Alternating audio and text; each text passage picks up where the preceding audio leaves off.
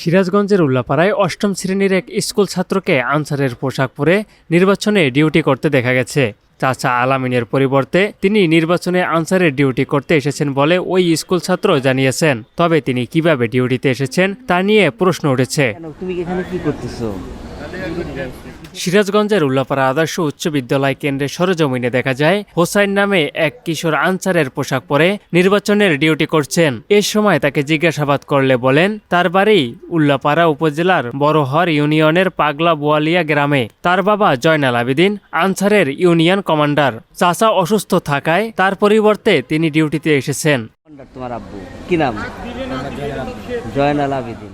উল্লাপাড়া আদর্শ উচ্চ বিদ্যালয় কেন্দ্রের প্রিজাইডিং অফিসার মোহাম্মদ আহসান কবির বলেন, ওই শিশু কিভাবে নির্বাচনে ডিউটিতে এসেছে তা আমি বলতে পারবো না। এ বিষয়ে আইন শৃঙ্খলা বাহিনী বলতে পারবে।